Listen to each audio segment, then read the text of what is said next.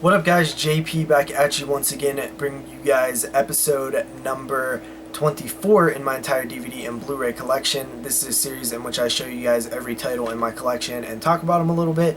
So let's continue on with episode number 24. First up, we have Slave. Slave is a film that I don't really remember that much, but I just remember not liking it, leaving a bad taste in my mouth, a poor memory. Just something about it. I'm not really sure. I remember it felt like it had a pretty decent budget. Picked this one up for like $5 at Walmart and just hated it. And I don't remember why, because my memories of it say that it wasn't that bad of a movie. There was just something about it that I didn't like. It's more of a thriller too. Maybe that had something to do with it. But anytime I think of downsizing my collection, or like if there's ever a scenario where it's gotten too big and I don't have enough space for the area in which it's located and I had to get rid of some stuff, this is always the picture that I get into my mind, where I see the cover of this film and I'm like, yep, I would get rid of that. And it's kind of a weird scenario where collectors, we collect things and then there's some films that we hate and we'll never watch ever again, yet we keep them in our collection. I'm not sure why. It's an interesting mentality and psychologically just odd.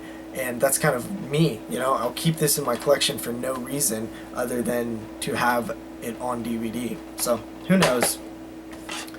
After that, we have Return to Sleepaway Camp.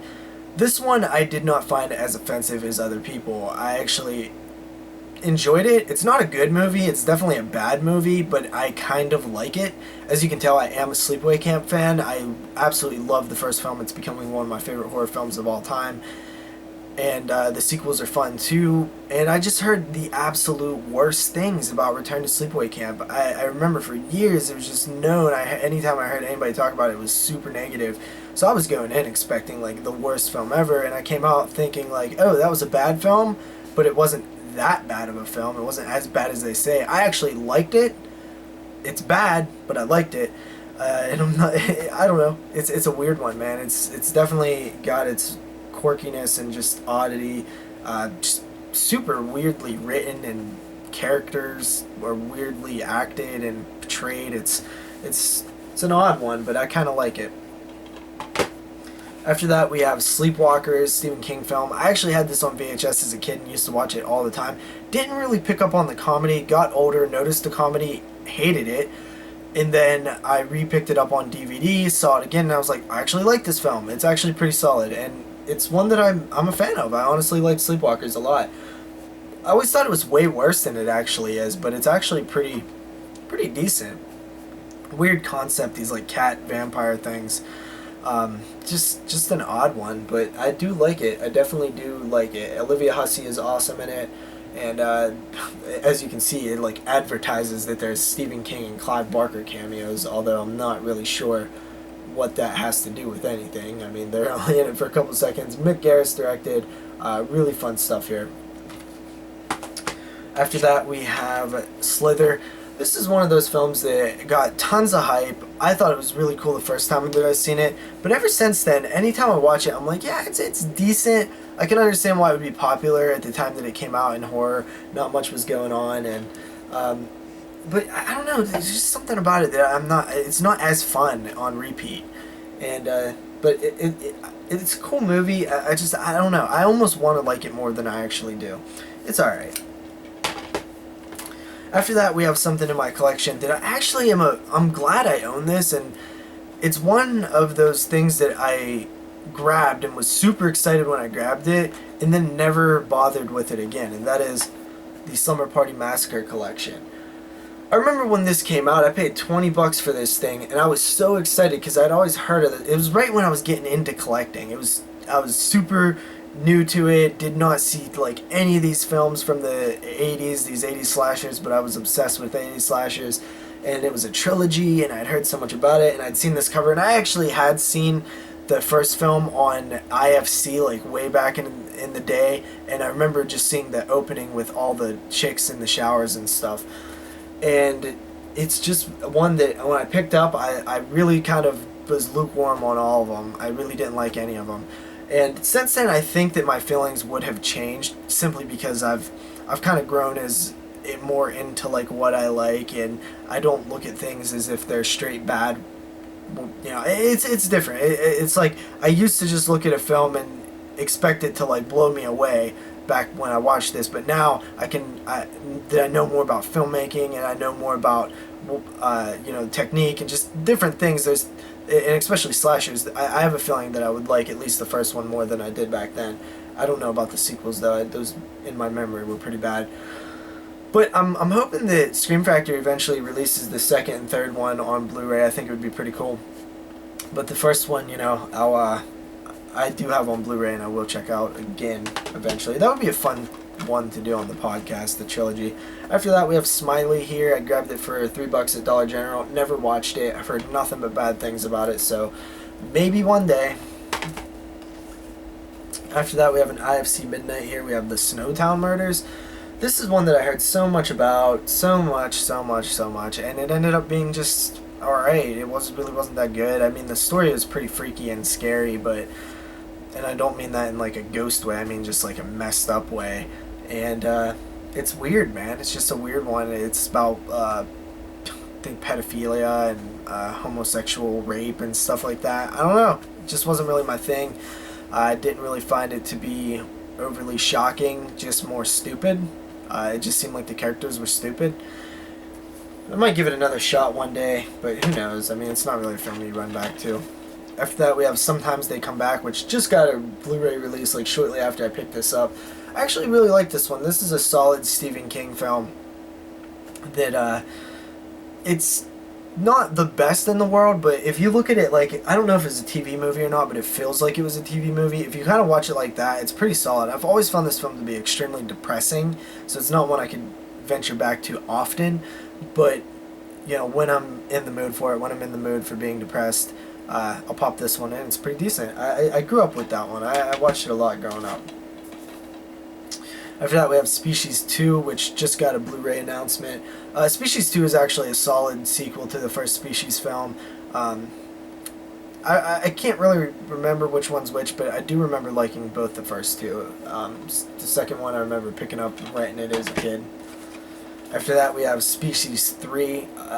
Bad movie, but cool thing about this disc is that I actually picked this up at the mom and pop rental shop that I went to a lot when I was a kid. This was where they kept the little tag that you took up to the counter, and then they gave you the disc. And for that reason alone, I'll keep it in my collection, just because I picked this up when they went out of business, and I really am nostalgic about that place. After that, we have Species 4. Not very good at all. Not a very good film at all. None of them are after the first two. After that, we have Splice, which is pretty solid. Not that bad. I think it's Vincenzo Natali. He did Cube. I don't know, man. A lot of CGI and stuff, but it was a pretty fun sci-fi film. After that, we have a pretty cool pickup here. I grabbed this at $5 at Walmart, and this is back when I remember Walmart used to have more of a selection. They used to have these bins that had a lot of horror movies in them and stuff. Not anymore. That is Splinter. This one was really cool, man. I dug this one. It's contained horror film, a bunch of people in a gas station. There's like this moldy, like splintery mold stuff that kind of grows and attacks them. Really cool stuff. Very much enjoyed this one. Definitely recommend people check it out. It's kind of one of those underrated, like under the radar type of horror films that I always champion. After that, we have Stage Fright, the remake here. I hadn't watched this yet because I hadn't seen the original, but now that I've just seen the original Stage Fright, I'll check this one out.